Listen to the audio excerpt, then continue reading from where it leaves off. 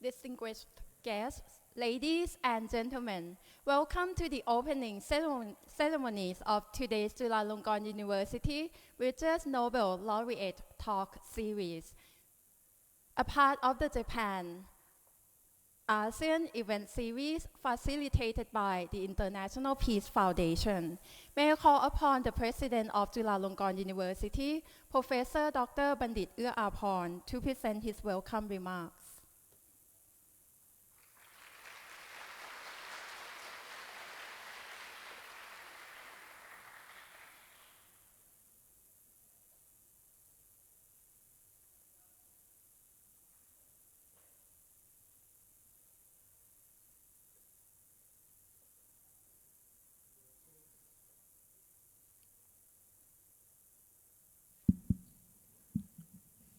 Your Excellency, the ambassadors to Thailand, Professor Dr. Eric Stark Maskin, the Nobel Laureates for Economics in 2007, Mr. Uwe Morawetz, Chairman of the International Peace Foundation, distinguished colleagues, students, ladies and gentlemen, very good afternoon to you all. It gives me a great pleasure to warmly welcome all of you to Chulalongkorn University today to attend the prestigious JAPAN-ASEAN BRIDGES event series jointly organized by Chulalongkorn University and the Institute for Peace Foundation. Our collaboration dates back to the event series entitled Bridges, Dialogues Towards a Culture of Peace, initiated by Mr. Uwe Morawetz as an independent contribution to the United Nations Decade for a Culture of Peace and Nonviolence that took place from 2003 to 2005.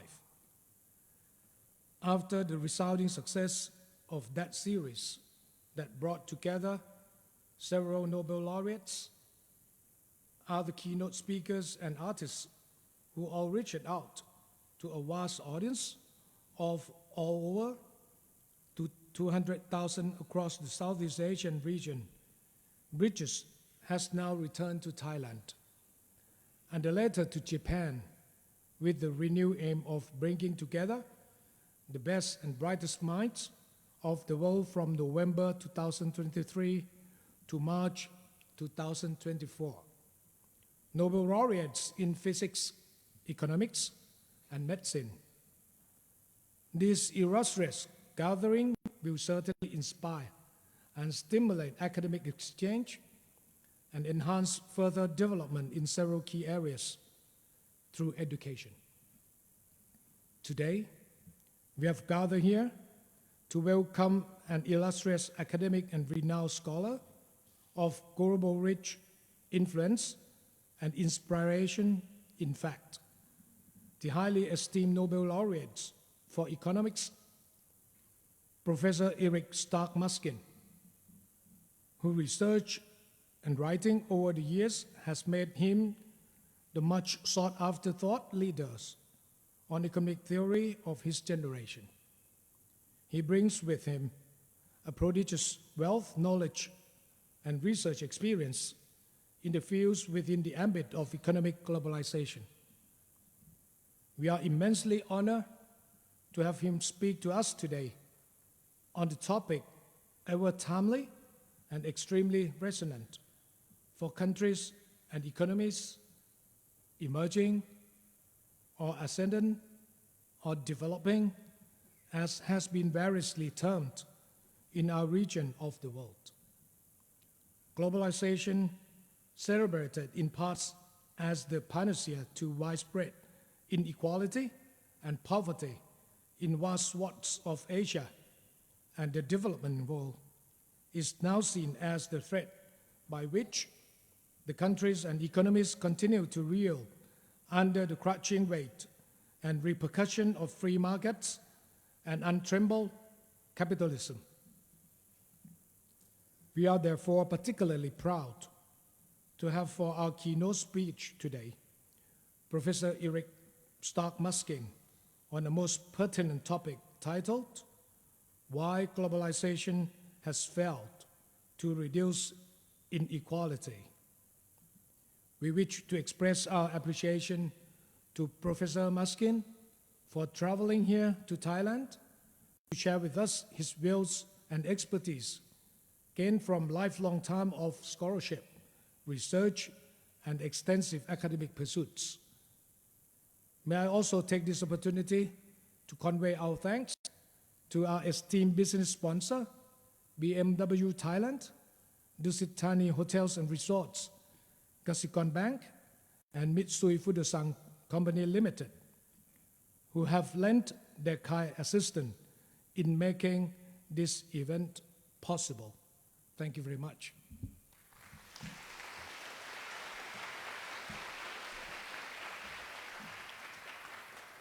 Thank you, Mr. President.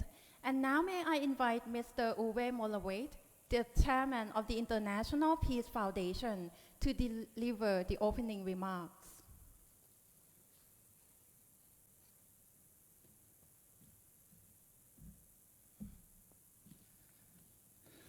Welcome to the Japan-ASEAN Bridges event series, facilitated by the Vienna-based International Peace Foundation. The events are hosted in cooperation with various local partners, and I would like to thank Chulalongkorn University for hosting our event today. Commemorating the 50th anniversary of official relations between Japan and the ASEAN region, Bridges will be continuously held in Thailand and Japan until March, involving the participation of Nobel Laureates for physics, chemistry, medicine, and economics. The Japan-ASEAN Bridges series follows the series of over 800 Bridges events, which the International Peace Foundation has facilitated since 2003 to support education in the ASEAN region. As peace cannot be achieved instantly, but is a process which needs time, Bridges has not been organized as a single conference, but as an ongoing series of events of over now 2 decades, in which Nobel laureates and international decision makers have built strong bridges with the general public and with leaders in all parts of society. With the basis for peace being education and synergies being the fruit of cooperation, the International Peace Foundation has not realized Bridges alone, but has carried out the program together with UNESCO and with 179 other national and international institutions, including 106 major universities and schools across the Asian region. The multidisciplinary and pluralistic approach of Bridges in the Philippines, Malaysia, Cambodia, Vietnam, Singapore, Indonesia, Laos, and of the events now here in Thailand reflects that peace involves all parts of society. It involves awareness and social responsibility of politicians, the business community, scientists, artists, and the media. And since peace within ourselves, our families, and our environment starts in our minds and hearts, it involves every one of us. In this sense, Bridges challenges us to cross borders and to build bridges by listening and opening up to other viewpoints, by generating new thoughts, by developing innovative forms of cooperation, and by fulfilling the desire of everyone to get to know and to learn from each other. This can lead us to a world in which we will be able to understand each other and the complexities we face today in a new light. So let us be inspired by the knowledge and the wisdom that Bridges continues to offer, an opportunity to get a more inclusive, interconnected, and comprehensive view of ourselves and the world in which we live in, and which we are able to create anew constantly through dialogues towards a culture of peace which need the participation of everyone. I thank the 2007 Nobel Laureate for Economics, Professor Eric Maskin, who has again agreed to come to Thailand to support the events, and we now look forward to his speech and to his important contribution to build bridges. Welcome, Professor Maskin.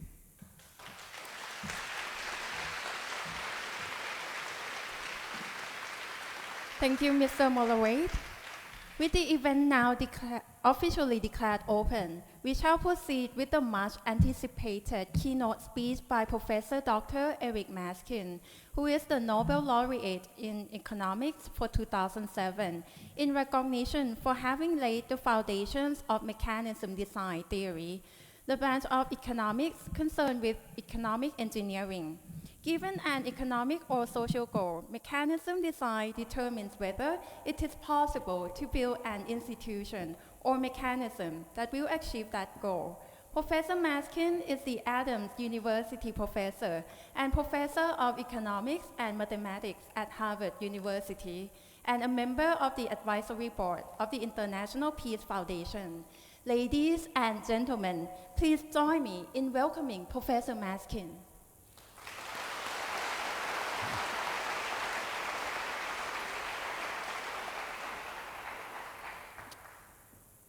Thank you so much. It's really a great pleasure to be back here in Thailand and in Bangkok. As Uwe said, I think the International Peace Foundation is doing extremely important work here in Asia, and I'm very glad to be a part of it. This is actually my third visit to Thailand, thanks to the foundation. I was here last 7 years ago, and I was here the first time 7 years before that, and all 3 visits were made possible by the foundation. I hope to be here again after this visit. But today, I would like to talk about a very serious problem, which is inequality, and why globalization has failed to reduce it. Now, we all can see, just by looking at the world around us, that there has been an enormous increase in globalization over the last 20 or 30 years. If you go into your local market, you see fruit and vegetables from all parts of the world, and that was made possible by globalization. There's another important aspect of globalization which will actually be important in my remarks a few minutes from now, and that is that the production process itself has been globalized. So when you see computers, for example, you have to realize that these computers were not created in one place. They were created by contributions from around the world.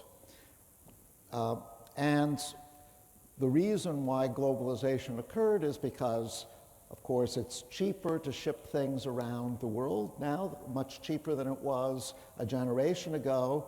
But even more important than that, there's been a decline in communication costs. So if you want to have an international company with branches in Thailand and branches in China and branches in Latin America, you can coordinate all of that very easily because of the availability of marvelous communication technology.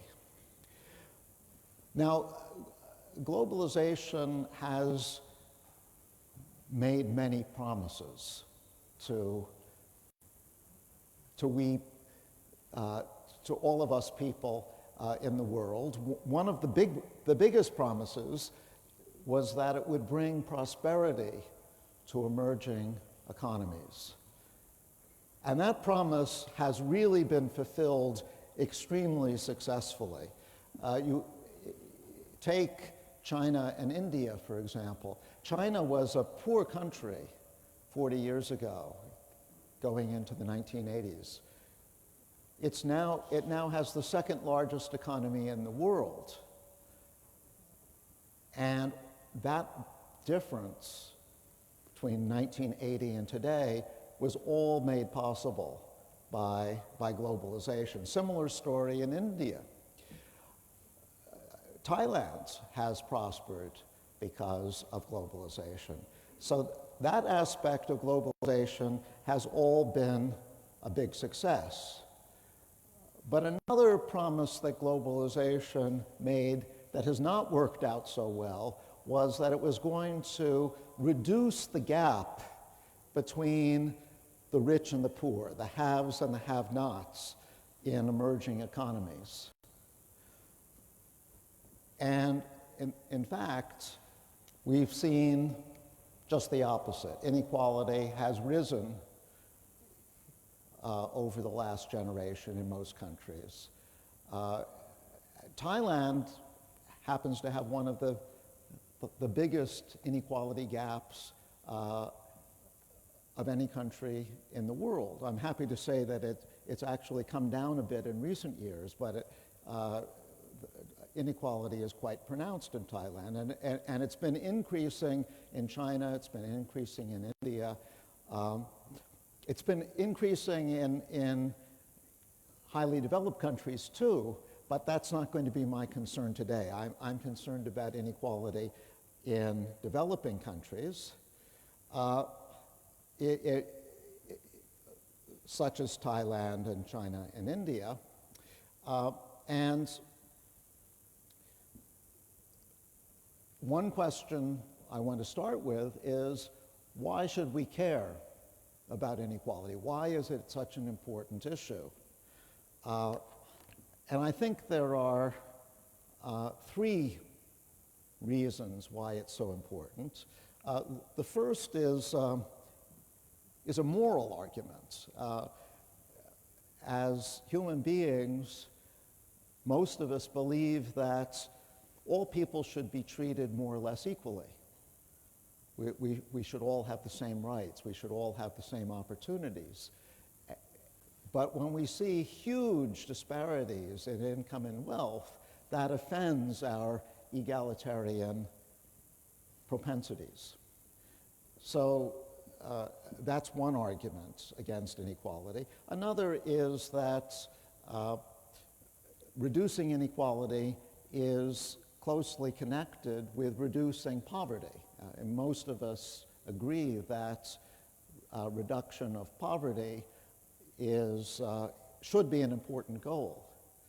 Now, actually, reduction of poverty is another area where there's been quite a lot of success in Thailand. Thailand has not reduced inequality yet to a dramatic extent, but I would say that 20, 30 years ago, more than half the population was in poverty, and now that's down to under 10%. So that's a major accomplishment, and that has a lot to do with globalization. But the third reason for being concerned with inequality is perhaps the most important reason, and that is that inequality is closely tied to political instability. And it's easy to understand why. If there are huge gaps in income, the people at the bottom ends are naturally going to resent the people at the top end. And there's going to be friction between those groups. And the people at the bottom end are going to turn to political leaders who promise to do something about that inequality. Maybe they make promises they can't deliver on. Maybe they make promises that offer simple but infeasible solutions. But those are the political leaders who can benefit from the resentments created by inequality. And that makes the world a less stable place. I'm afraid my own country, the United States, has recently been experiencing political instability because of inequality there. But the US is far from being alone in that respect. Now, I'm an economist, and so I'm interested in understanding why this inequality has been occurring in emerging economies. And there's a sense in which inequality is actually a surprising development of globalization because it contradicts a very well-established principle in economics, which is called the theory of comparative advantage. The theory of comparative advantage says that free trade, globalization, should actually reduce inequality. And it's worthwhile taking a few minutes to see why it makes that prediction. It's not a correct prediction in the case of the current globalization, but it's a prediction that has to be taken seriously. So, according to the theory of comparative advantage, the reason why countries trade with one another is because each country is better suited toward producing certain kinds of goods. And the reason why different countries are better at producing one kind of good rather than another is because these countries have different sorts of inputs into production. I'm going to simplify the discussion by assuming that there are only two kinds of inputs. Suppose there are people with high skills and there are people with low skills. And let's suppose that there are two countries. There's a rich country and there's an emerging economy. And why is the rich country rich? It's rich because it has more high-skilled workers. A country is only as wealthy as the people in that country. It's people's skills that create wealth for a nation. So the rich country has a high ratio of high-skill to low-skill workers. That means that the rich country has a comparative advantage at producing goods that demand a lot of high-skill work, a lot of high-skill labor. So computer software is a good example of a good that requires essentially no low-skill labor. It just requires the high-skill labor of the coders.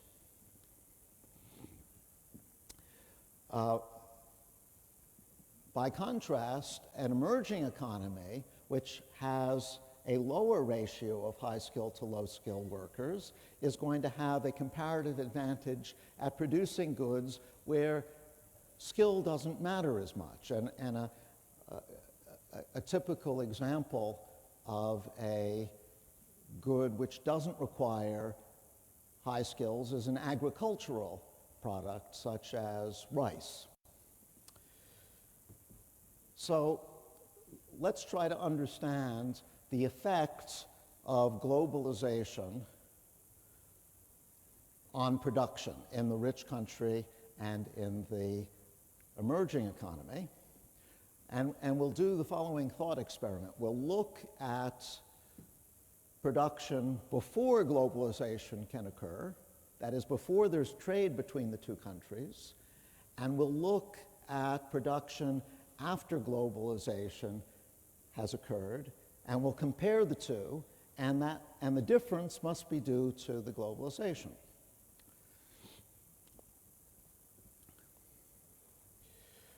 So let's first imagine that there's no globalization, that the rich country and the emerging economy cannot trade with one another. That means that all production has to be domestic. Companies in the rich country will produce both software and rice, and companies in the emerging economy will produce both software and rice. But there's a sense in which producing software in the emerging economy is inefficient. Because remember, the emerging economy's labor force is better suited for producing rice rather than software. So to the extent that production is diverted away from rice toward software means that the demand for low-skilled labor will be lower because software doesn't require low-skilled labor, rice does. So the low-skilled workers are actually going to be hurt by the country's software production. And that means that low-skill wages are going to be lower than they would have been had all of the country's labor force been directed toward rice. By contrast, the high-skilled workers in the emerging economy will be very well off because they're in high demand for this software. Now, that's the pre-globalization scenario. Now let's imagine that the emerging economy and the rich country can trade with one another. Let's imagine that the door to trade opens. What will happen? Well, now it will no longer be necessary for the rich country to produce rice because it can concentrate all of its resources on software and import the rice from the emerging economy. And the emerging economy no longer has to concentrate, it no longer has to make software. It can put all of its resources into rice and import the software from the rich country.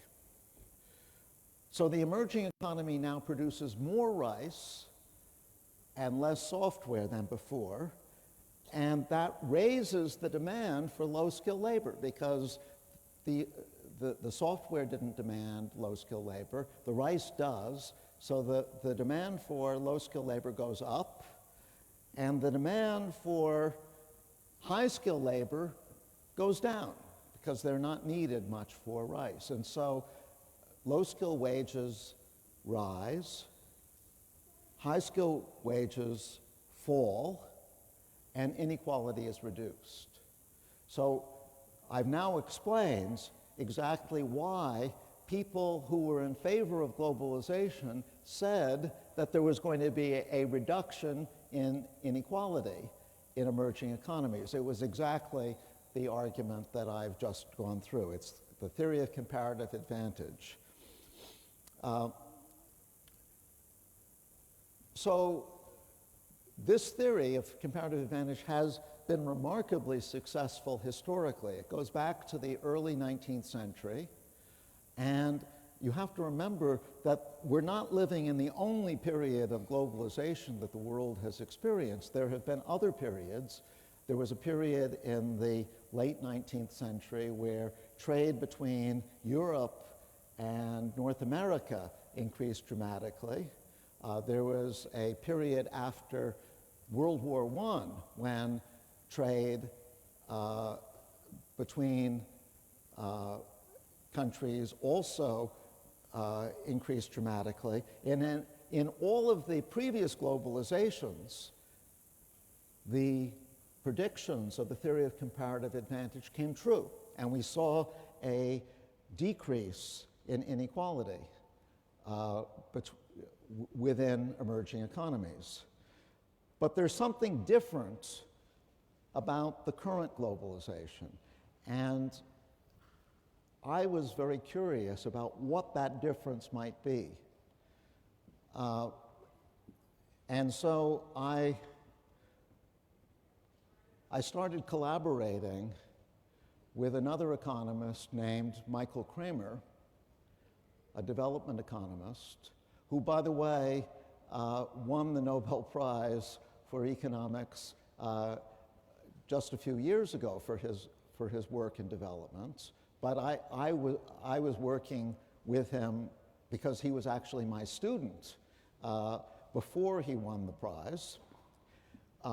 And we propose an alternative theory based on the fact that the current globalization, the period of globalization that started about 20 or 30 years ago, has been based on the internationalization of production. The production process itself has been globalized. And I mentioned computers as an example of this.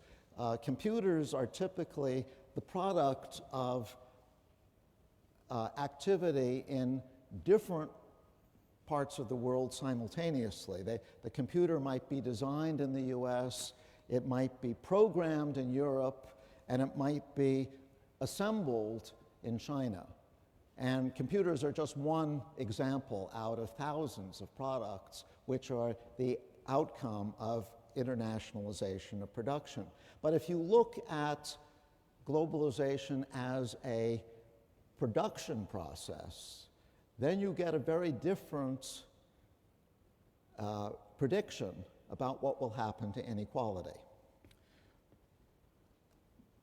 But to look at that prediction, actually, we need to look at more than just 2 skill levels.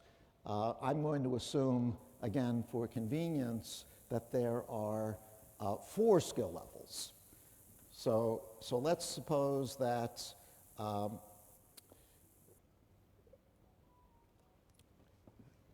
there are A workers.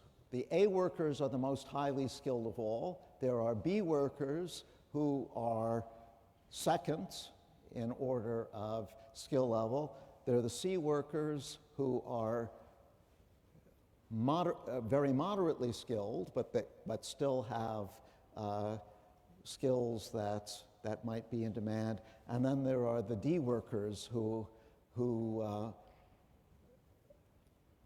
you might think of as the workers in traditional agriculture, where their skills, they may have skills, but these skills are out of step with modern society. Now, once again, we would expect that the rich country will have most of the A and B workers, and the emerging economy will have C and D workers. That's what makes the difference between a rich country and an emerging economy. But I want to concentrate on the production process. In order to produce any good, certain tasks have to be performed. And I'm again going to simplify and assume that there are just 2 kinds of tasks. There's a managerial task, which requires a lot of skill, and there's a subordinate task, which is not so sensitive to skill. And outputs, production occurs by matching workers together in the managerial and subordinate positions. So there are the 2 tasks to be performed. A company will hire one worker to do the managerial task, another worker to do the subordinate task, and that's how output gets produced. I'm going to skip the formulas here and get to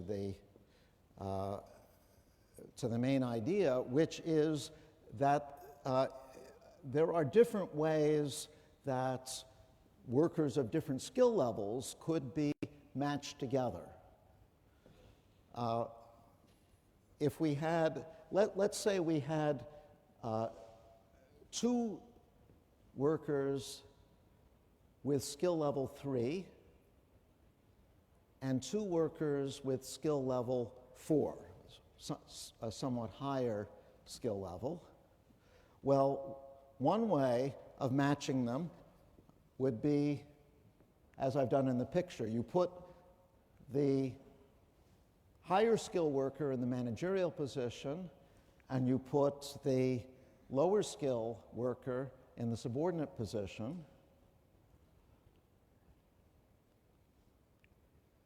And then let's suppose that that results in a total output of 96. The other way you might match them is match one of the 4-level workers with another 4-level worker, match a 3-level worker with another 3-level worker. According to these particular numbers, you would get a somewhat lower output. So in this example, we would want to have this kind of matching. But if the skill levels get too dispersed, if the gap between the manager and the subordinate in skill is too high, this kind of matching no longer becomes efficient. There's no point in having a very high skill manager matched with a very low skill subordinate. The manager's very high skill is more or less a waste. So what I'm saying is the kind of matching that we're going to have will depend very much on the skill levels available. We don't know whether we'll have this kind of matching or this kind of matching until we know what skill levels are available. And globalization changes the availability of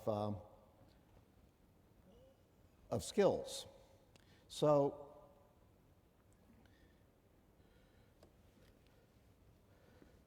this is a typical pattern we might see before globalization. So remember, if we're talking about globalization of production, what does that mean? It means that after globalization occurs, a company can hire workers in any part of the world. The entire globe is available for hiring. But before globalization occurs, you can only hire workers in your own country. All production is domestic. So we might expect pre-globalization that this is the pattern we see in the rich country, and this is the pattern we see in the emerging economy. But after the globalization occurs, we get a very different pattern where now the C workers in the developing country are being matched with the B workers in the rich country.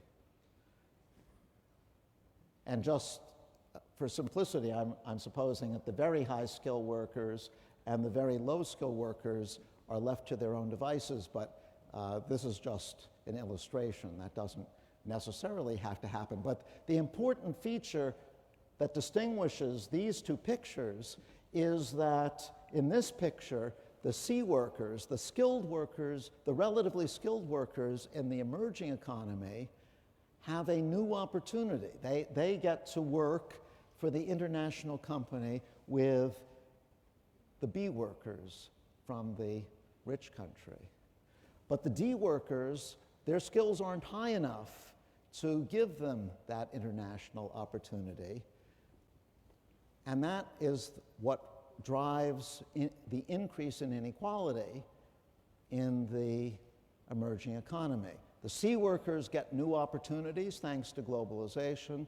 The D workers do not. The D workers are left out of the picture. And we have increasing inequality. The incomes of the C workers go up. The incomes of the D workers stay the same. So that in a couple of slides, I mean, of course, these things are always more complicated than a 10-minute presentation can suggest, but you have the basic idea of this production-based approach to understanding inequality. Now, what can we do about it? What is the policy implication for dealing with this kind of inequality? Well, the obvious thing that we would want to do, well, first, I mean, you might say, well, we should stop globalization because it's globalization which is causing the inequality. But stopping globalization, even if that were possible, would be a big mistake because, as I said at the outset, globalization has been an important driver of prosperity over the last 20 or 30 years. So we don't want to end globalization, even if we could, but we do want to correct the inequality. And the way to do that, the obvious way to do that, is to raise the skill level of the D workers so that they have international opportunities too, so that international companies will want to hire them as well as the C workers. The problem with that policy, though, is that someone has to pay for the education and skill training of raising D levels skills. And the workers themselves can't pay for that because they are very poor. These are the poorest workers in the world, the D workers. So they can't afford to pay for the skills that they need to acquire to get better opportunities. But unfortunately, producers, employers, don't have the incentive to provide skill training either. If I'm a D worker and you run a company, yes, you could train me, you could give me the skills I need to work at your company, but after I've acquired those skills, of course, I don't have to work for you, I could work for anybody. And so I can walk away and work for your competitor. And then your investment in me is lost. So producers, employers are not going to have sufficient incentive to make that investment in skill training. And that means that someone else is going to have to get involved. And the obvious someone else is government. You need government there to invest in training and education because no one else can afford to or no one else has the incentive to do it. The government doesn't necessarily have to do the training itself. It can, for example, give producers a tax break if they are willing to hire unskilled workers and train them. But the need for government is essential. We can't do without it. So that really concludes what I wanted to say. I hope you take this story as a largely optimistic one, because yes, there's a good reason why globalization has created inequality, but there are also some pretty straightforward steps that can be taken, especially by governments, to solve those problems. And with that optimistic remark, let me stop and thank you for your attention.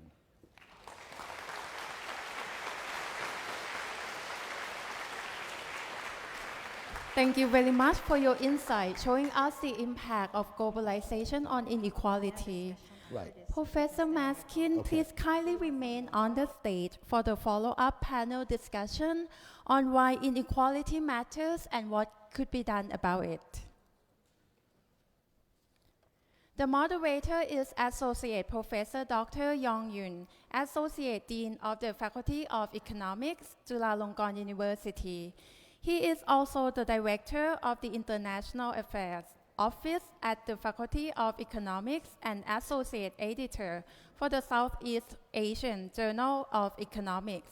He is interested in the economic modeling of choice, family economics, aging, labor economics, informal employment, gender wage gap, international economics, and data science, as well as quantum economics. Yong Yun earned his PhD in economics from Seoul National University, South Korea. Ladies and gentlemen, we shall now proceed with a panel discussion under the topic, Why Inequality Matters and What Can Be Done About It. The first panelist is Professor Dr. Eric Maskin.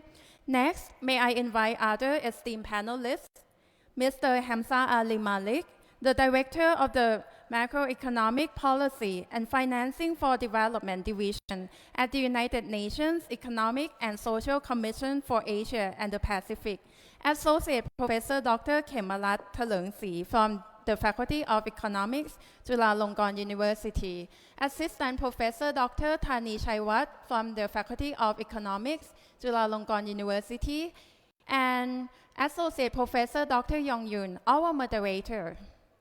May I pass the floor to Dr. Yun? Thank you.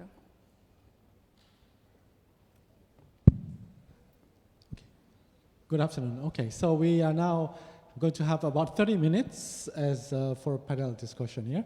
There'll be two sets of questions. So we'll take one round, maybe 4 minutes each. Then we'll have another round. And after that, we will invite questions from the floor. Okay, so the first question, and first of all, thank you so much, Professor Maskin, for your very interesting and insightful talk. I think you have laid the grounds for us to talk a little bit more on sub-levels. We have representatives working in different areas of research. So I will start by asking the question, perhaps in your area of research, what specific causes do you identify as causing inequality? Or if you'd like, what types do you think that we need to concentrate on, right? So I will start maybe with Ajahn Thani from the far end, and we'll go around. Okay, thank you for invitation, and also thank you for Professor Maskin talk. So in response of Professor Yun's question, I would say that the main reason why inequality is worsened after globalization, particularly in Thailand, is connection, about individual or personal connection. Connection in the world of business people is very regular. And in the view of political scientists, sometimes we call patronage system. In the view of sociologists, it's about culture.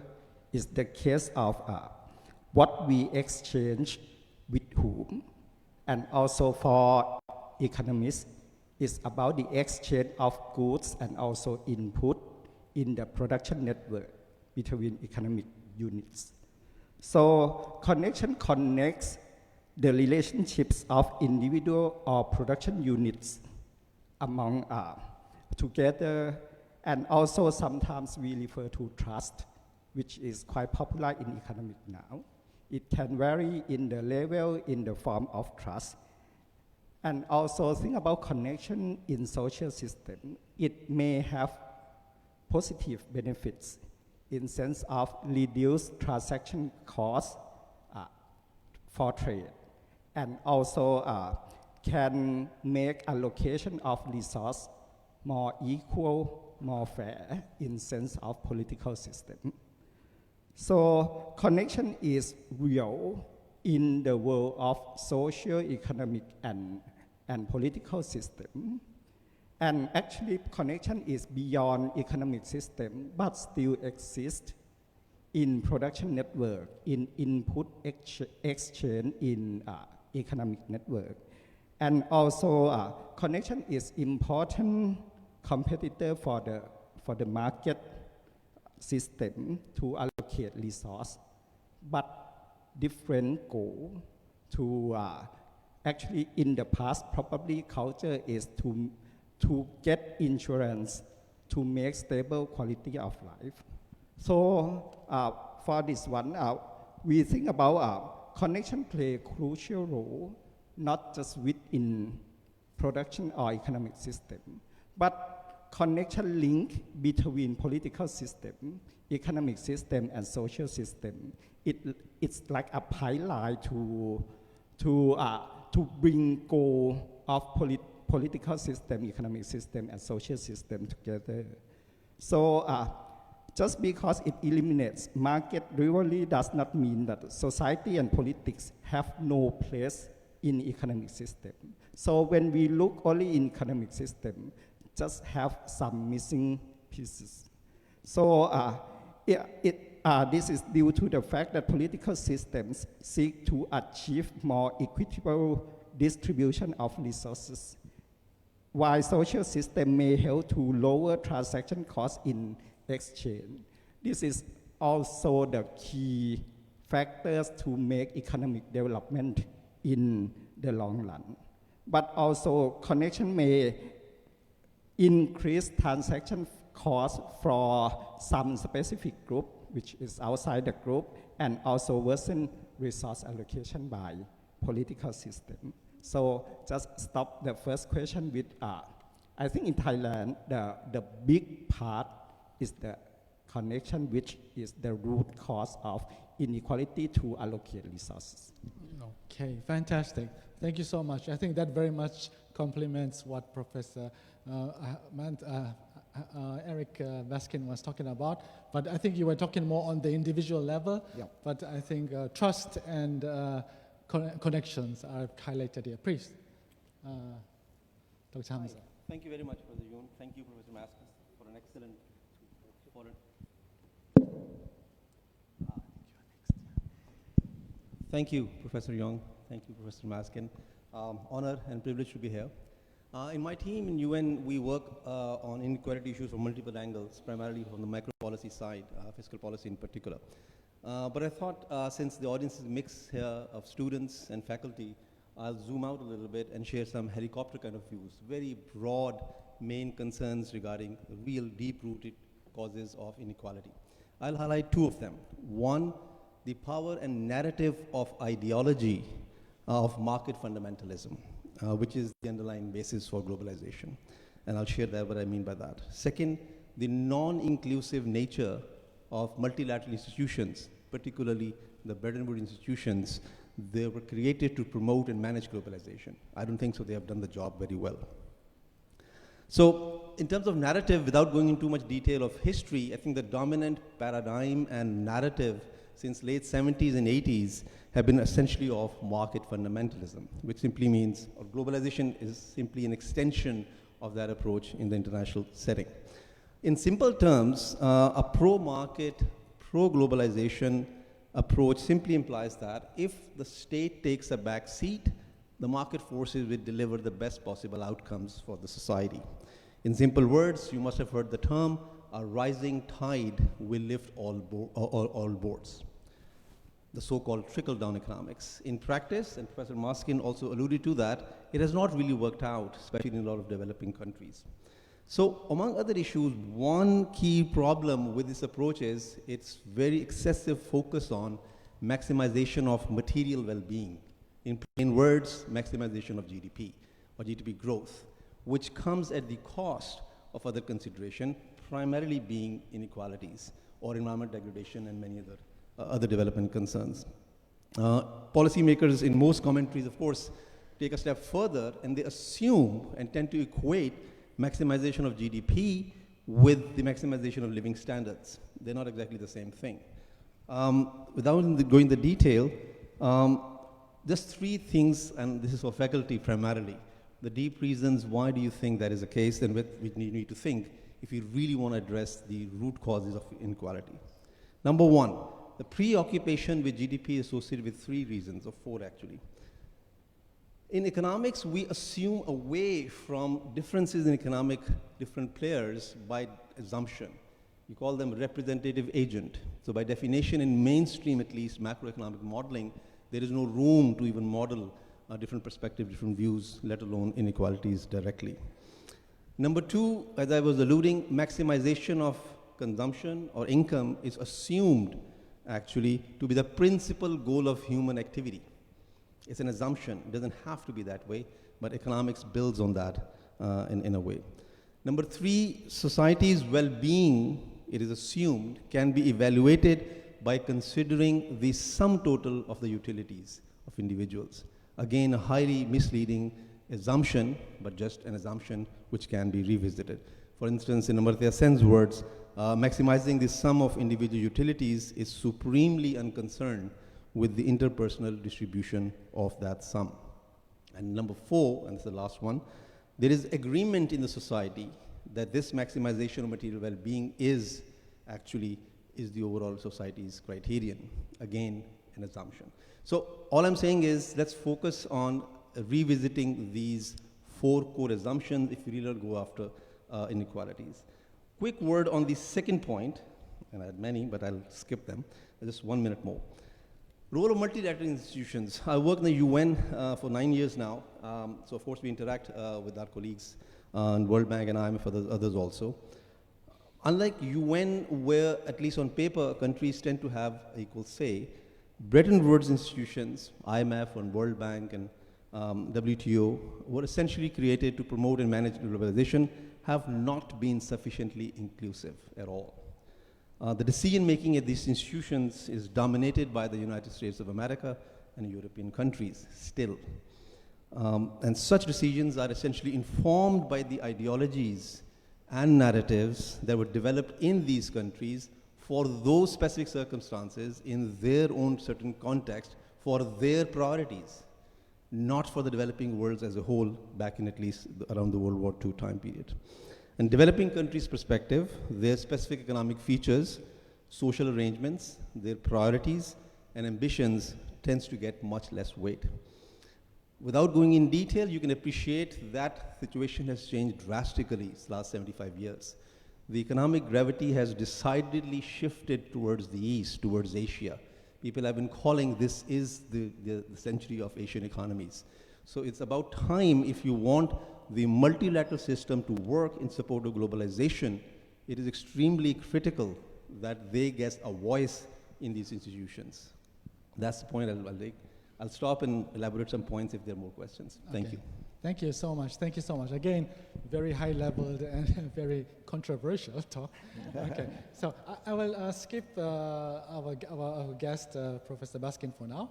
Allow you to catch your breath after the long talk. And I will move to Ajahn Kemarat to give us her views, please. Thank you, Professor Yong.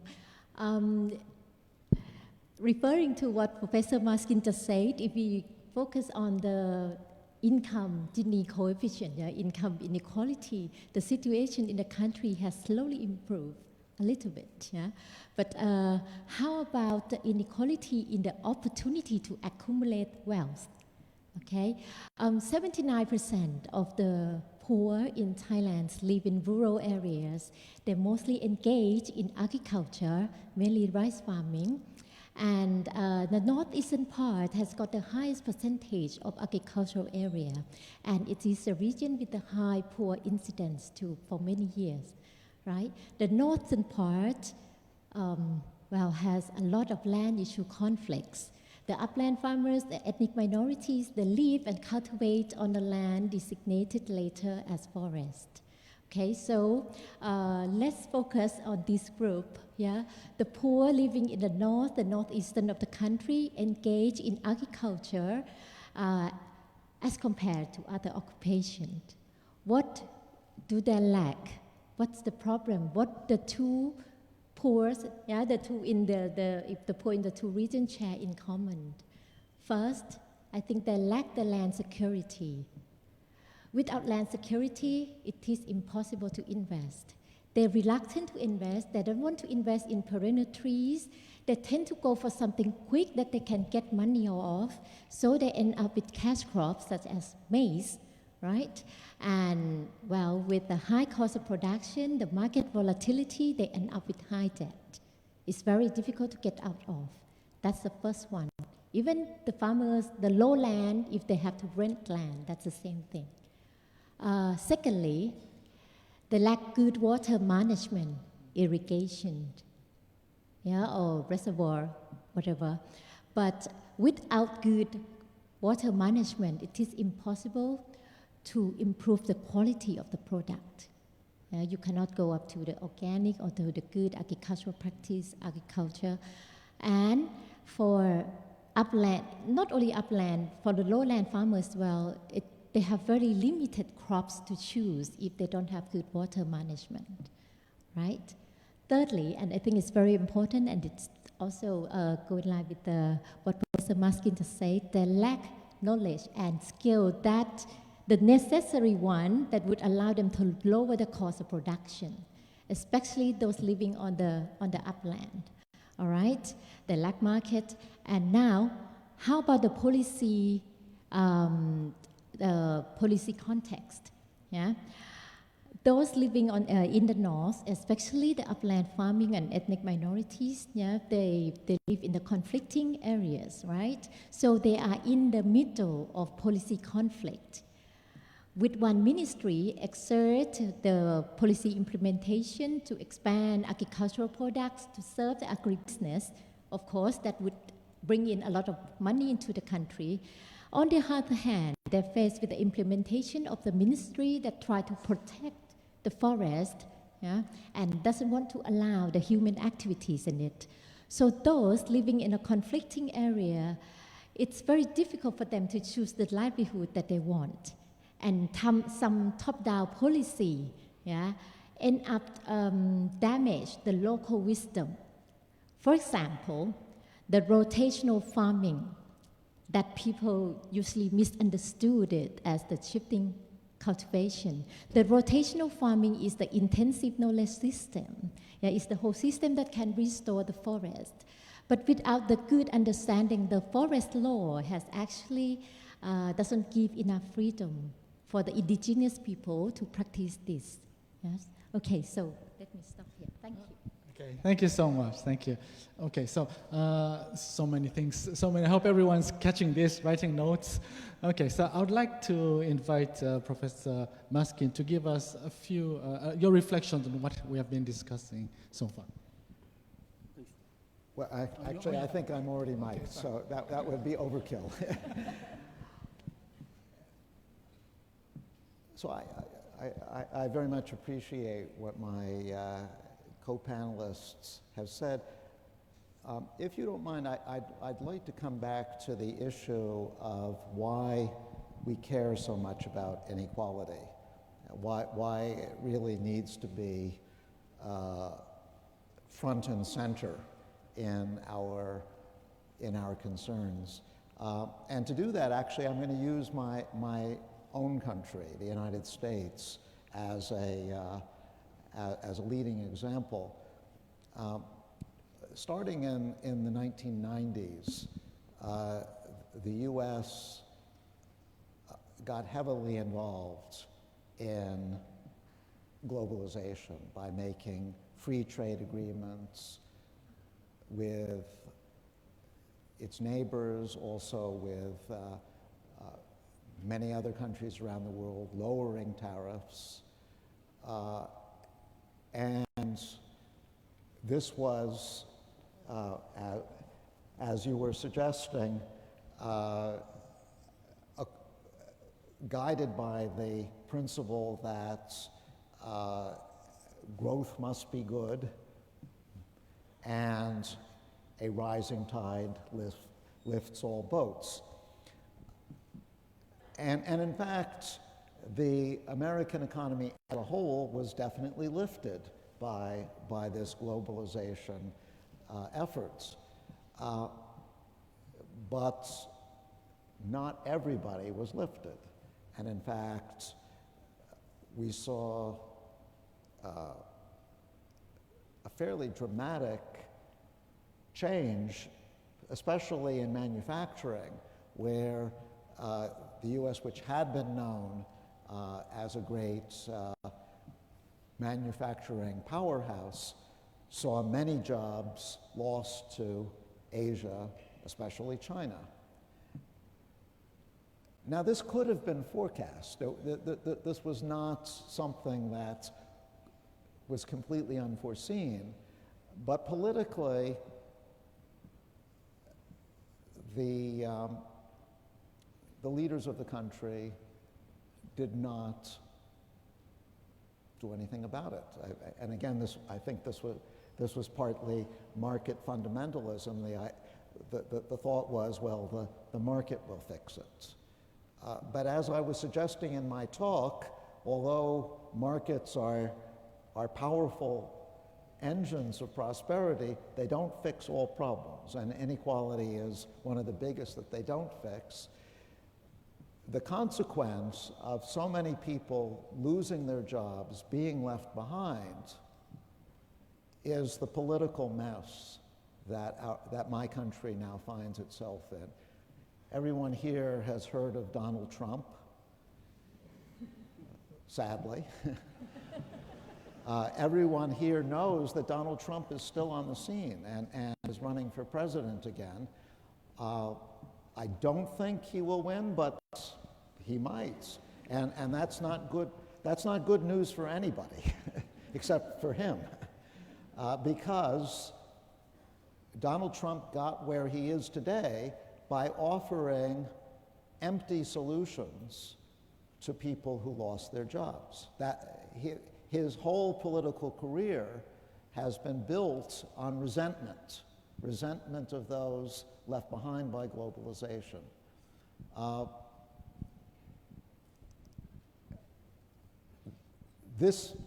It's Trump and people like Trump who are the worst byproducts of ignoring globalization. Trump is a creature of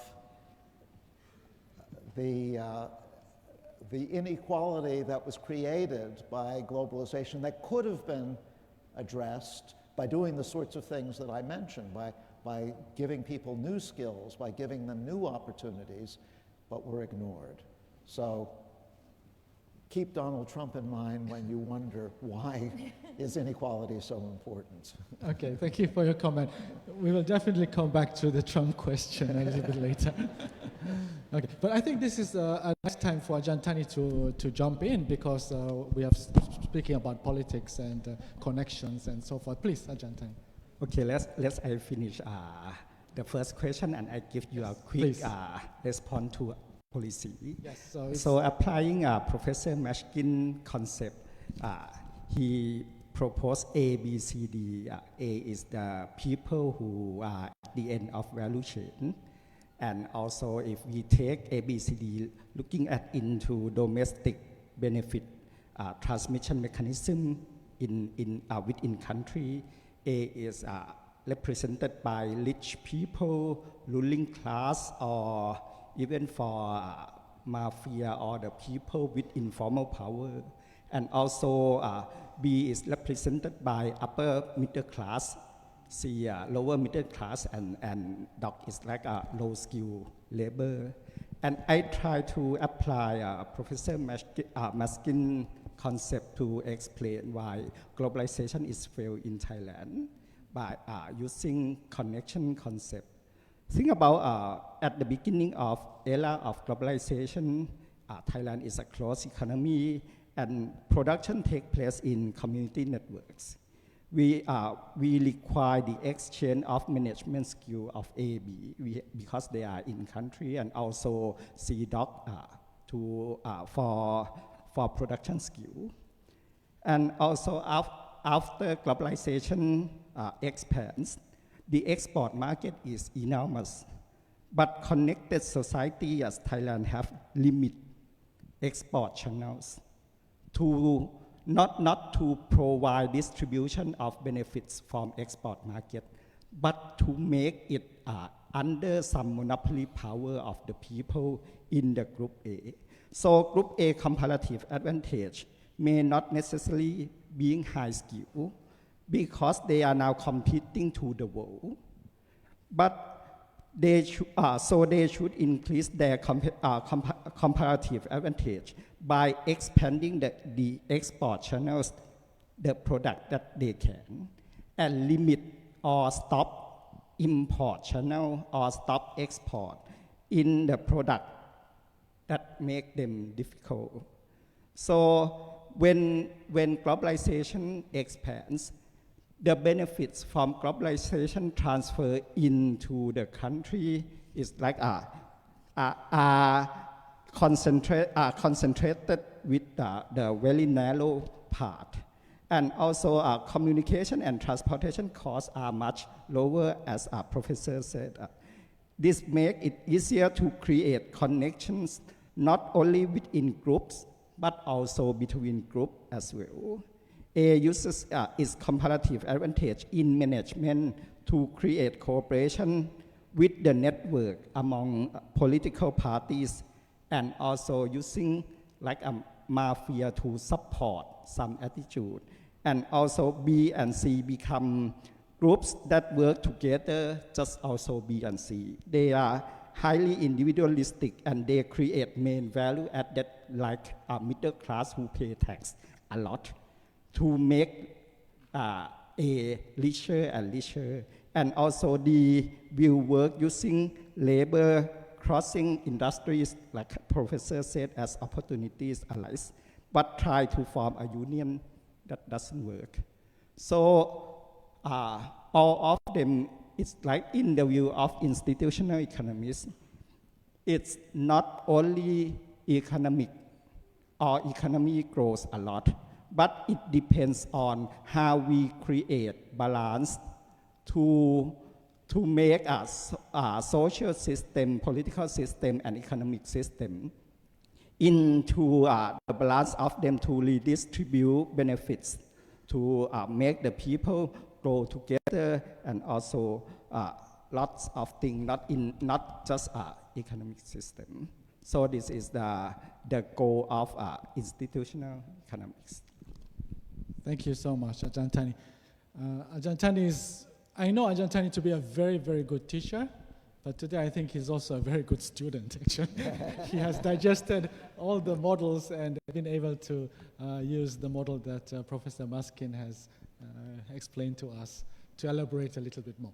Please, some solutions. I would like to hear some policy suggestions. I'll stick to what I was trying to say, basically.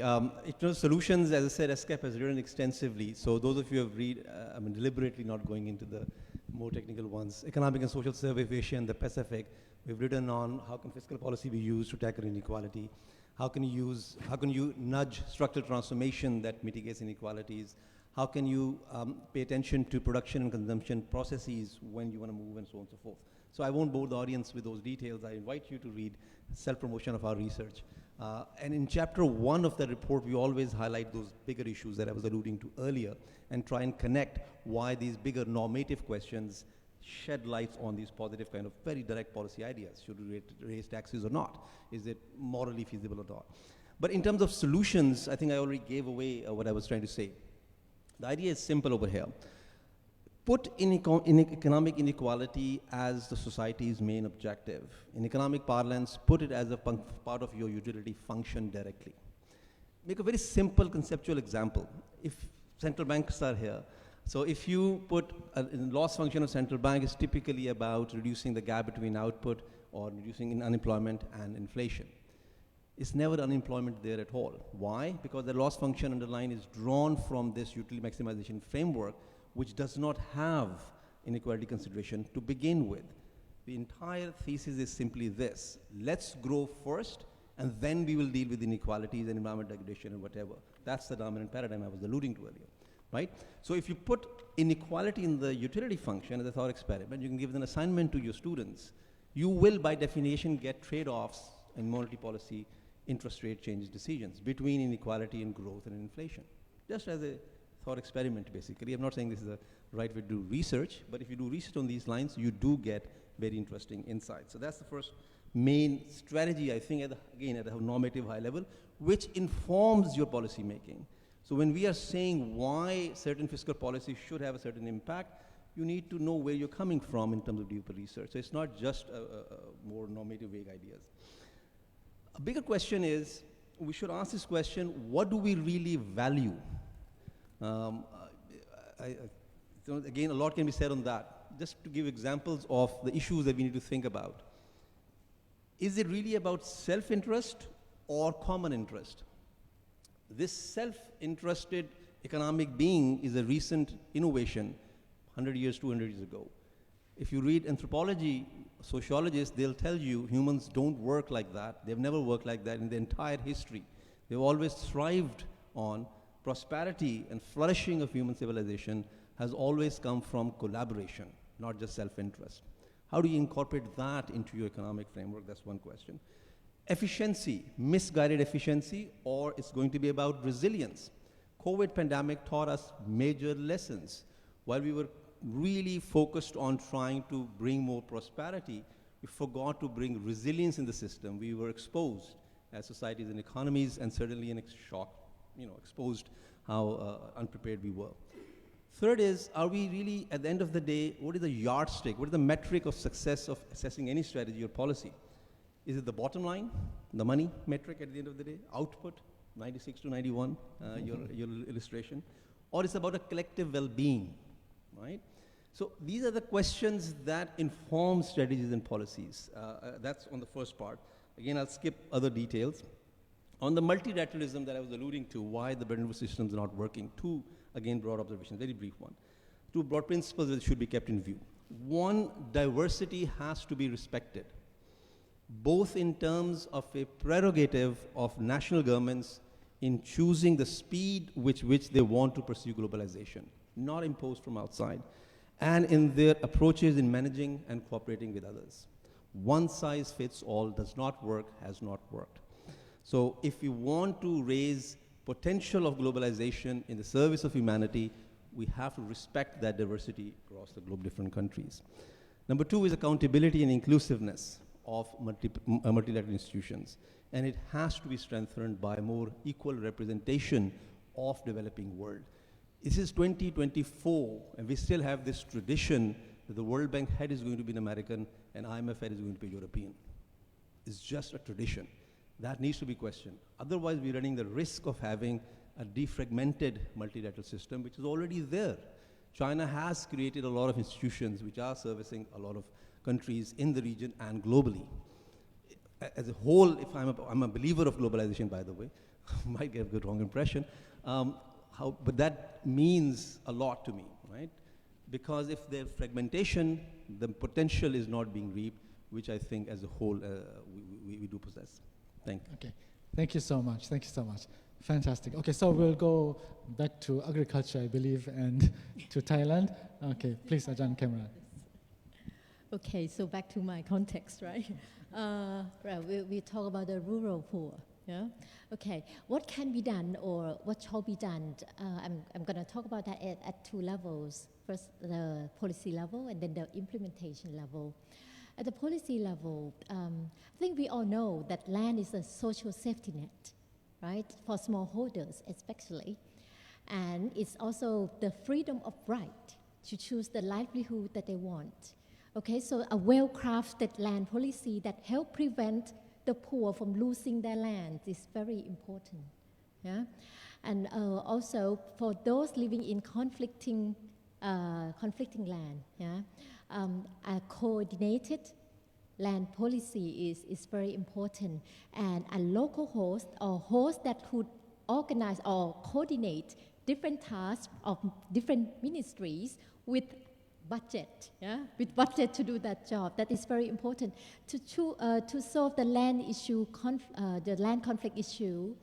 You need an area-based approach. It needs to be very specific. Yeah? And secondly, we need a more focused and result-based subsidy. We spend so much money on universal subsidy with no condition, and it's getting nowhere. I think the more focused one, for example, the one that focuses on irrigation or water management as a subsidy, that would be more impactful. Also the one that perhaps for organic farmers, the transition period is very important. It requires higher cost of production, so the subsidy during that time would be impactful as well. Now, for the implementation, as implementators, it can be anyone, right? University, NGO, private firms, right? A change of mindset is very important.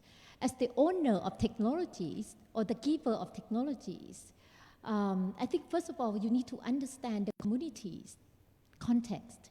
You need to understand the asset that community has got before intervening, right? Because different communities has its own, her own mechanism to mobilize the asset. It can be integrated farming, rotational farming. It could be shaded grown coffee, right? It can be anything. So intervention should not jeopardize the community asset. And if we understand it, we can make use of human capital and social capital within the community, because the two got to work in conjunction. If you rely on human capital alone, it's not that effective. You have to bring in the social capital aspect into it. And lastly, as to have a successful technology transfer, which is going to be very important as farmers are facing climate change problem, right? The technologies to help them is very helpful. Right, to successfully transfer technologies, you have to build an appropriate ecosystem. What do I mean by ecosystem? Not only do you understand your own technology, you need to understand whether it's the right area to be used with that technology, the right group of people. Do you have appropriate process of transferring? A 1 or 2 day lecture is it's long gone, the day with 1 or 2 day lectures. Yeah, what is the process of transfer for technology transfer that you can have? Who you're gonna partner with at the local level that's gonna be there? When you're gonna transfer it? If it's the rice, something related to the rice, they need experiments, right? So which the right time? Which would be the right time? What else? Yeah, the time. Who and how, yes, okay. So to have a good ecosystem, know what to transfer, and social innovation process is actually helpful when you design the technology transfer. Thank you so much, Jan Kemra. Thank you so much. Okay, so before we jump to get some questions, maybe would you like to wrap up a little bit or share some of your thoughts? Sure, I'd like to mention a very simple, but I think very clever policy directed actually to agriculture that was tried out in Brazil quite successfully. So one problem that Brazilian farmers faced, and I suspect the same is true in Thailand, is that it's very difficult to break the cycle of poverty. If you're a poor subsistence farmer, you would of course like your children to do better than you and to see them reach levels that you haven't been able to reach. But how are they going to get there? Poor subsistence farmers need their children to work on the farm, so they can't afford to have these children go to school, to get educations, to learn skills that would enable them to break free of the poverty cycle. So what was tried out in Brazil was the concept of a conditional cash transfer.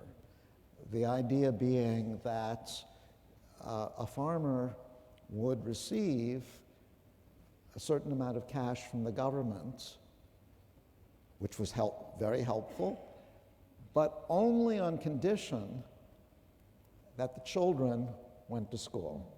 And the cash made it possible for the children to get to school because the emergency of not being able to produce enough on the farm was abated from the cash.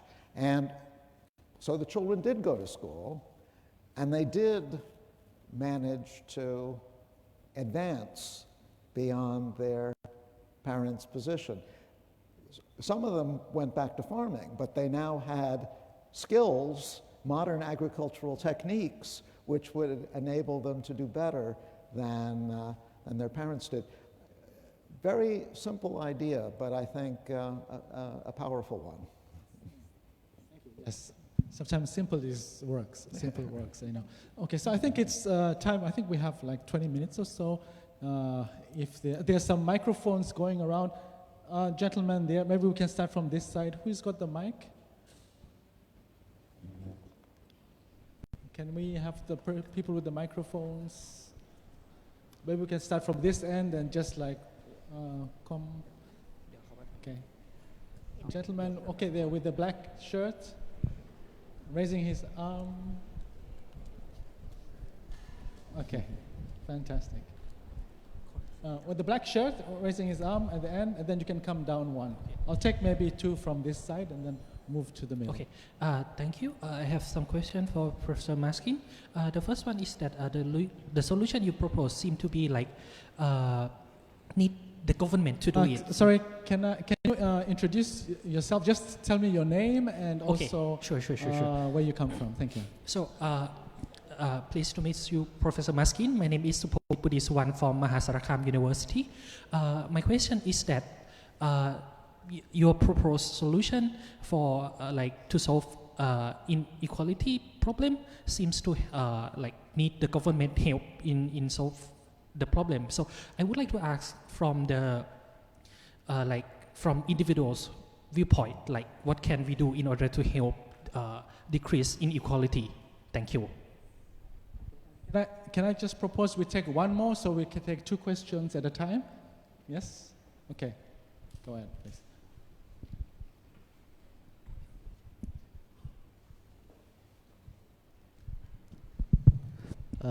Hello, my name is Richard, and I'm from Hong Kong. So first of all, I want to say I am very grateful to be here today and hearing the speech from Professor Maskin, and also it's really nice to meet you all here today.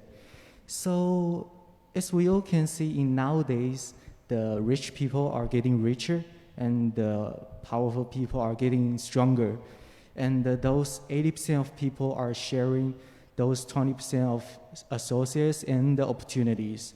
So my question is, what is the key of solving the inequality problem?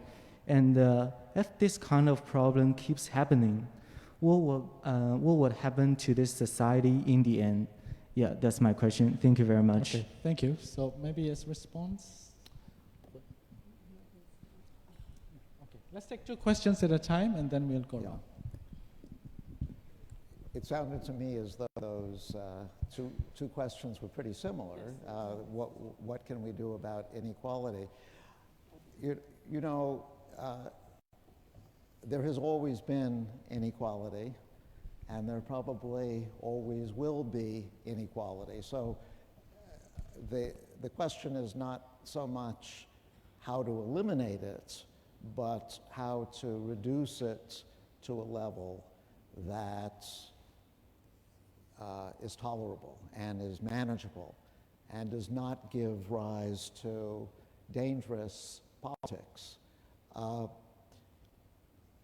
And I mean, there are two possible approaches, and perhaps some degree of each approach ought to be used. The first approach is redistribution. If you've got rich people on the one hand and poor people on the other, you can use the tax system to take money from the rich and reallocate it to the poor, and that will indeed reduce inequality. And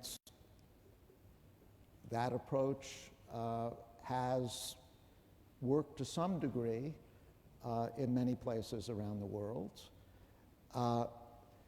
The drawback of the system, though, is that it creates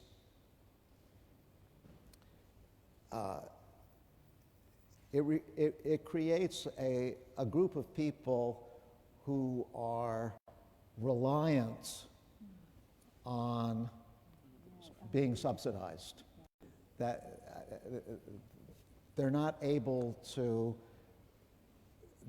drive their own lives.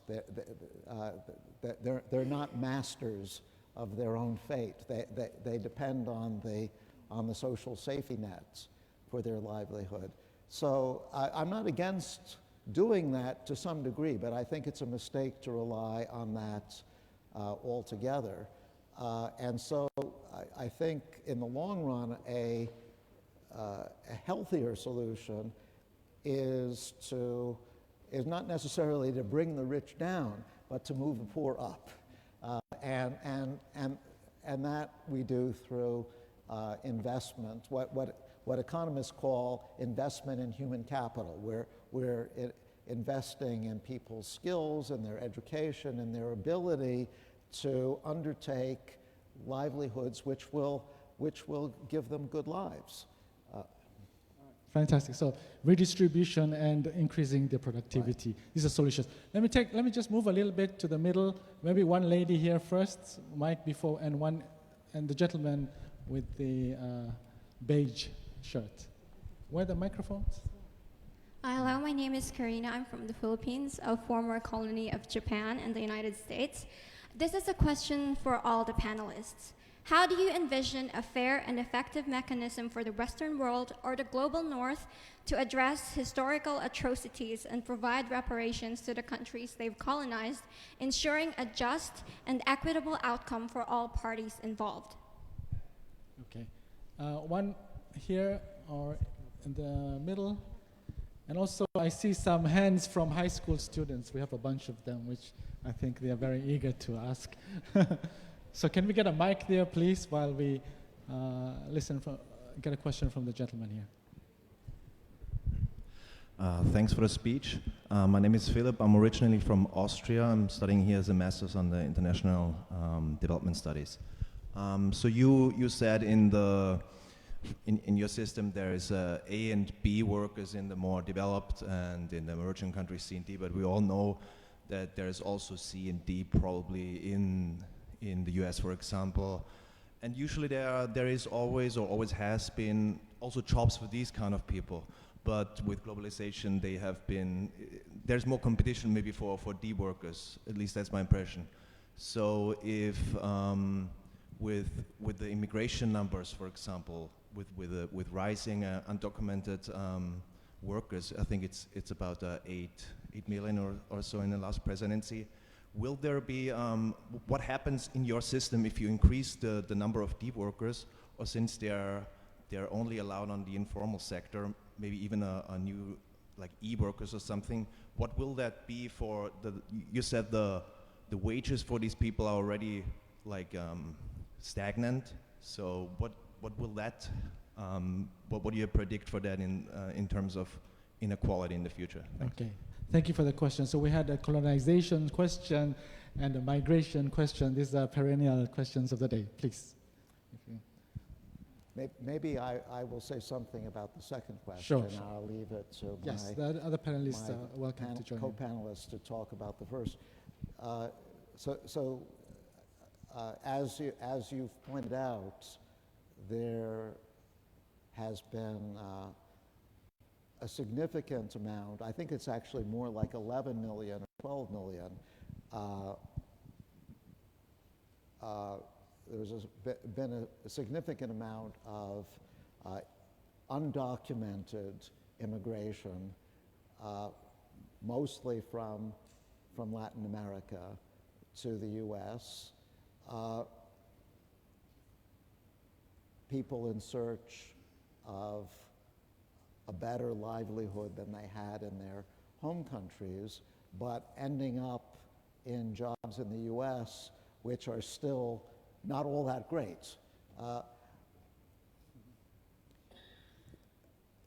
And the question is, what to do in the longer term.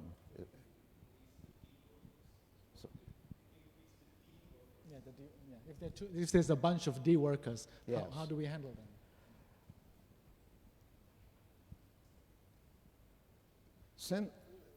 I think the first step is to, in effect, legalize these people. At the moment, they have no official status in the U.S. They're doing jobs, for the most part, that no Americans are willing to do. And so it would be a mistake to try to deport them, because, in fact, they are essential to the American economy. But these are dead-end jobs. A lot of them are in migrant agriculture, where they go around from place to place picking grapes or picking other fruits. It's a hard life, and it doesn't pay all that well. So the first step is to make them citizens, perhaps over a period of time. But more important, to give their children the opportunity to prosper.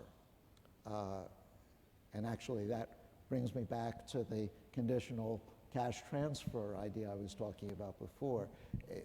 Sometimes you can't do anything for the current generation, but you can do something for their children. And in the case of undocumented workers in the U.S., I think that's the best hope. Okay, thank you so much. Would anyone want to chip in for colonialism and other? Okay, so I think it's super difficult to solve inequality problem, because inequality itself is not inequality. It's the outcome or the result of the balance between political, social, and economic system with bad quality of institutions. So it emerged or evolved for a long time until we get inequality now.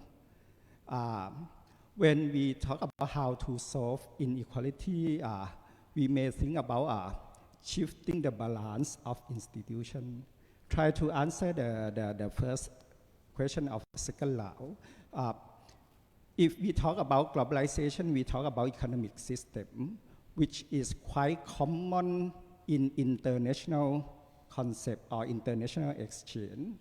So globalization can explain very well. Even we take concept from Western country compared to political system and social system, and also explain very good in sense of international trade, not domestic trade.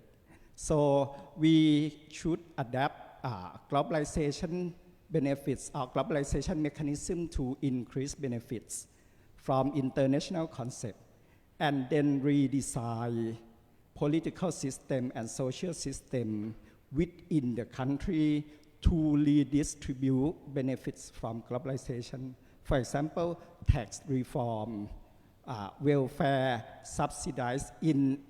welfare subsidization for targeted group or something.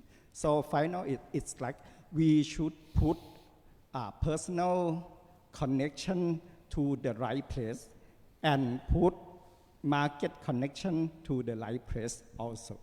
But now the problem in some countries is we put personal connection in the marketplace and put market connection in some place that we don't need market connection, for example, education or cooperation in the communities or something. So need to redesign and tailor-made mechanism inside the country. Okay, thank you for that observation.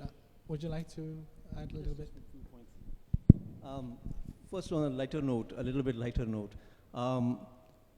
the sitting Prime Minister of United Kingdom, he comes from Indian descent, and there was a colony. That says a lot about globalization. Migration actually was allowed during globalization. My point is, two solutions: invest in your own state building and engage with the global system. These are the policies that countries have to pursue. We tend to lose sight of things when we're in it, that this is a relatively new phenomenon.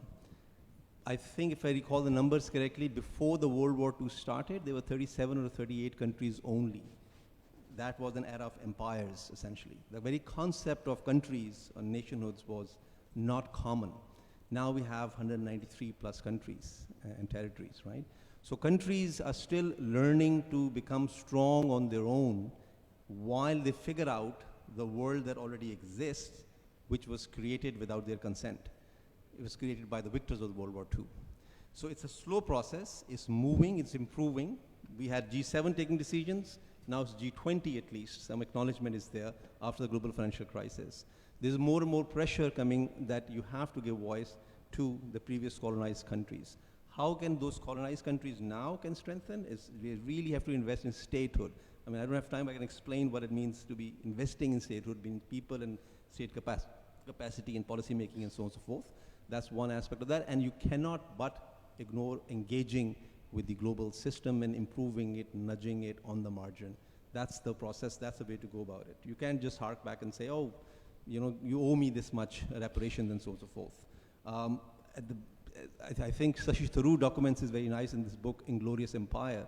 When British arrived in India, India's contribution to global GDP was 27%. By the time they left, it was 3%. And in the end, he says, you owe us reparations, we'll let it go, just give us £1 and call it a day. The spirit being, let's engage. Yes, thank you for that. So yes, we need to move forward. The mic is on that end. Let me just pick from the student raising your hand right there, right in front of me. Stand up, stand up. Let's hear from a couple of students before we come this side. We have, yes, we are coming. Please. You don't have a mic. Wait, I asked the mic to get there. Hello. I'm Natcha Kirtrashi from Shrewsbury International School. My question is about the rice farming industry in Thailand. From my knowledge that I understand, Professor Maskin, that it's a low-level scale of probably a CUD level, and the rise of Japanese tractors that could have helped us.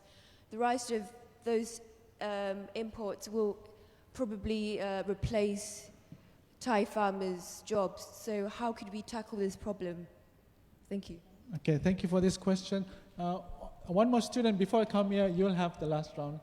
One more student coming on this side, please. Yes, go ahead with the black shirt. Hello, so my name is Karina from St. Andrews International School. So this is a question to Professor Maskin. How effective is the usage of universal credit or government welfare benefit services towards people with people under the poverty line, helping to reduce inequality in an economy? Okay, thank you. So we'll take this. We'll answer these two, and then I'll come to this for maybe the last round. Some questions on rice, how rice can be. Yeah. So the first question was about rice. We have farmers from other countries, developing countries, which are taking over rice plantations. So the competition in the rice, that was an important. But perhaps you can start with that one. Yes. Okay, so it's about the rice competition, right? I mean, competition among rice farmers, right? Across nations. And your question is, how can we help the Thai rice farmers? Yes? Okay. Well, I think at the moment, for many Thai rice farmers, they would be in Group D, right? In Group D, like Professor Maskin just said, and they are left out from this globalization. Even rice is the main export of Thailand, but then the benefit or the revenue from this does not transcend to the rice farmers. I think if for the rice farmer, there are two things that's very important. It's the yield, right? It's the yield and the cost of production. Those two are the two things that they can improve. They must try to lower the cost of production and increase the yield. That's the only two ways. Now, to increase the yields, that depend on the variety, the areas, and irrigation, water management. Depends on many things, especially the climate. Okay, and at the moment, all the farmers facing with climate change, what they can do, they try on their own. They might change the calendar, the sowing date, all those stuff. But what we can do, for example, those who own good technologies, is to design the way to transfer technology for them to help tackle this. Okay, I think rice farmers in other countries, if they are from main exporters in Vietnam, in India, they have got good technology transferred to tackle climate change. In other countries, they invest a lot in rice industry, yeah, and also the rice technology. In Thailand, we are doing that too, but perhaps it's not enough. The money that's spent on the rice research is too little. It's 2 million baht per year. Whereas for Vietnam, they spend like 3,000 baht per year.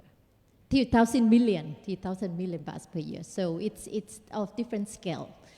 All right, but important is yield and trying to lower the cost of production. That's to help the farmer. All right, and you need technologies for that and the design to transfer. Thank you. Any follow-up or let's get more questions from the floor. Yes, from this side, please. The gentleman with the black shirt here, and right at the back, there's a lady. That's a good question from a lady. Right at the back with the green scarf. Here and here. Come on, stand up. Maybe the mics can reach you, please.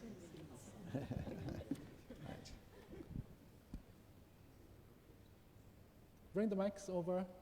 Bring 3 mics. Let's take 3 questions now instead of 2. Hello. Yeah. Is it fine if I go first, Professor? Sorry? And I also have a question. Can I go? We will have another round for sure. We'll keep them here overnight. Don't worry. Let's do 2 or 3 for now. Please start. Introduce yourself. Yes, please, if you're holding the mic. Thank you very much. So it's an honor to be here today and to meet Professor Maskin again. I've met you 12 years ago in Lindau Nobel Laureates meeting. And my name is Dr. Arm, and I'm a student from Faculty of Economics and student of Professor Yong Yoon and Ajahn Khemarat and Ajahn Thani and most professors here. So right now I work for the Ministry of Science and Higher Education, and in free time I'm an influencer about awareness on social equality and women's rights and many social issues. So my question to you, sir, would be how the science and innovation and higher education system can work actively to help address the inequality problem in Thailand. Thank you very much, sir. Okay, thank you very much. The lady at the back, please. Okay, there we go. Thank you. My name is Yi from China, study in Bangkok with Mr. Kumar. My question is, as more countries became more liberalized during globalization, the elite level, such as A and B we discussed previously, are more likely to gain more advantage. This leads to further inequality. Do you think it's an inevitable process for developing countries to be developed? And is globalization the best way for low class to break the poverty level? Thank you. Okay, should we take one more? Okay, the gentleman right in front here, I think, was waiting. Okay. Come on. So the first question was about, I don't know whether you caught the questions. The first question, yes. Science and technology. Science and technology, yeah. right. I thought that was a good one. Okay, so go ahead, please. Okay, so in the low cost question about one question about the low in cost in the container in the upload in the shipping in effect to cost product in container in the Middle East. Yes. Okay. I think we've got half that question. Let me take one more. There's a gentleman, very pressing, raising hand here. Okay, before we go. Okay. Hello, my name is Namo. I'm studying engineering at Chulalongkorn University. So in my viewpoint, I'm seeing in the present day, technology and innovations are moving at a very exponential pace. So, things are overlapping each other at a very fast pace.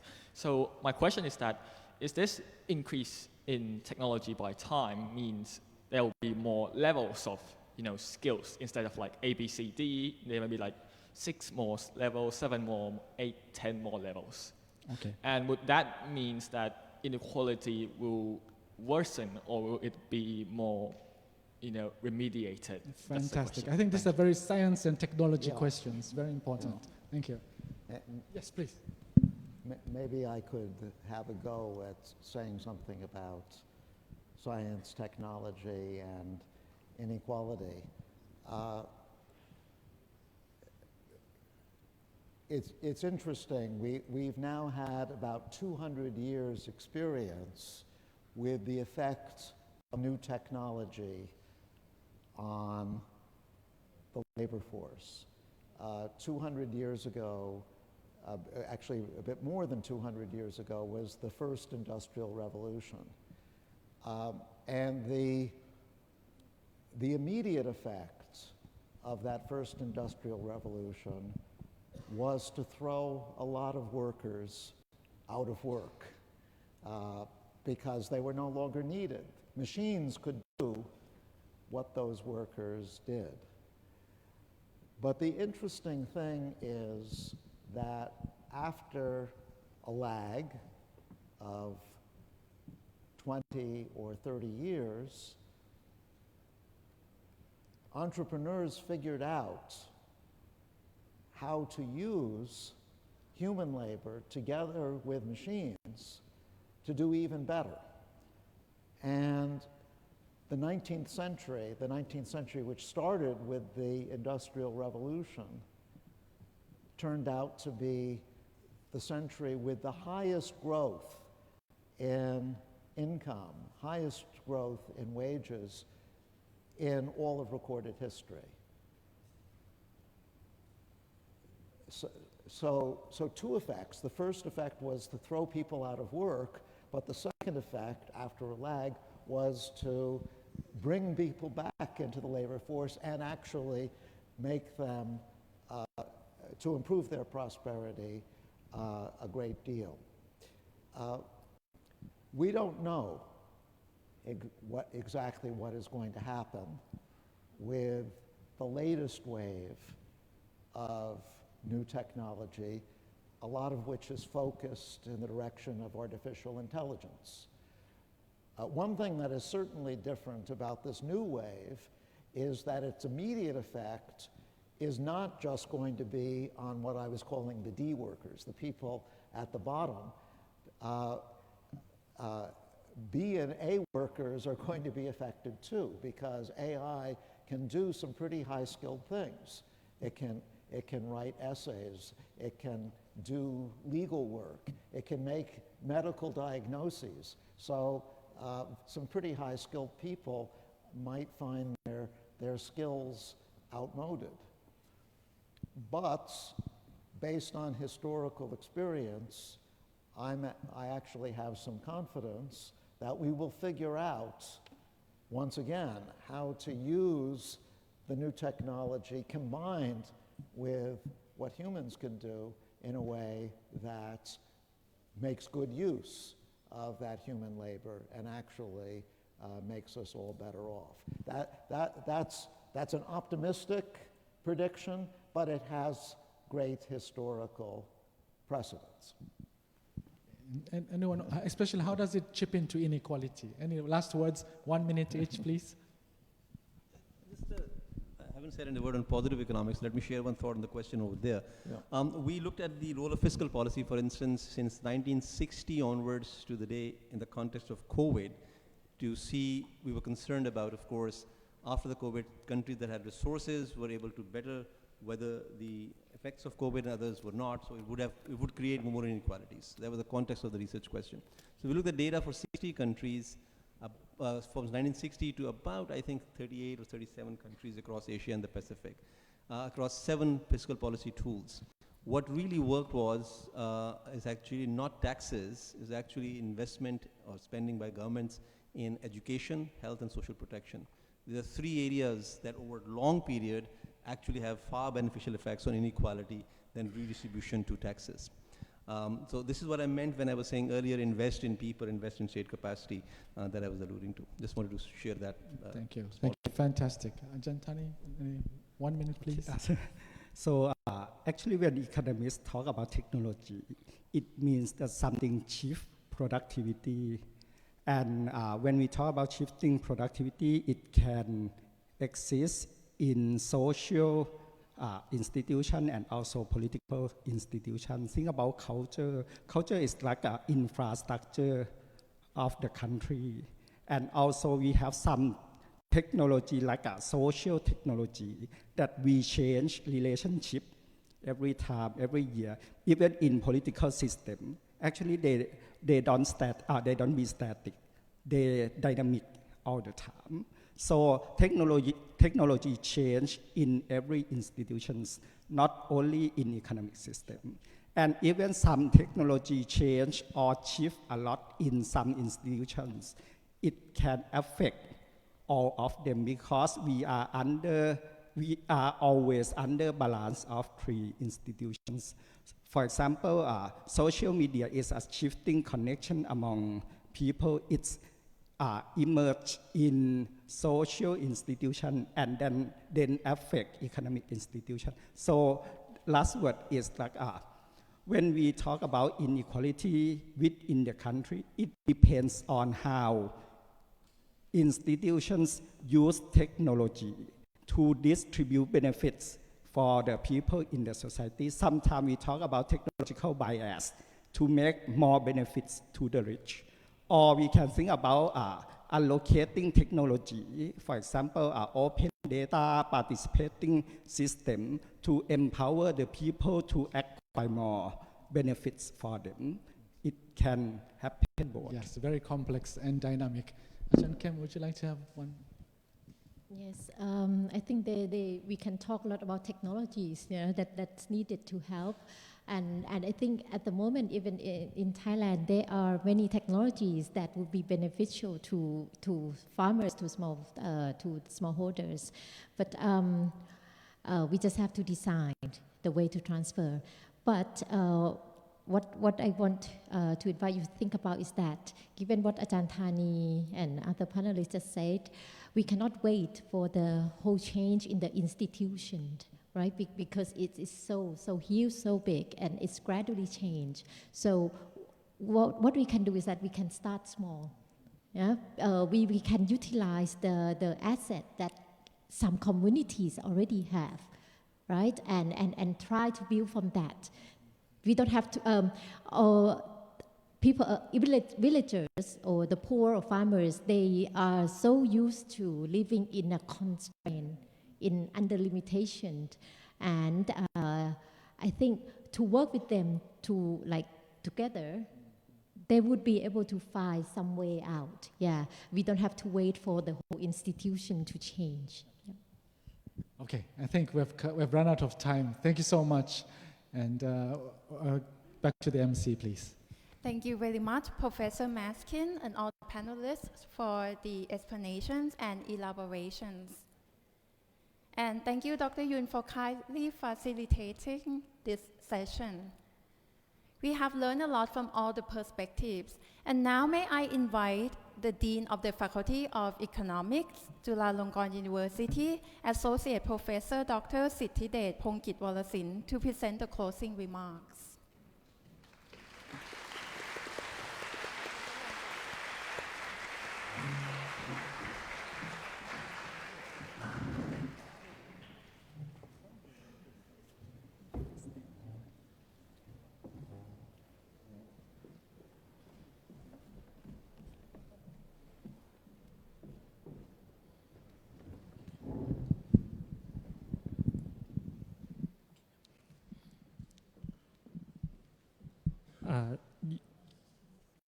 Your Excellency, the ambassadors to Thailand, Professor Uwe Maskin, the Nobel Laureate for Economics in 2007, Mr. Uwe Morawetz, Chairman of the International Peace Organization, International Peace Foundation, distinguished guests, colleagues, students, ladies and gentlemen.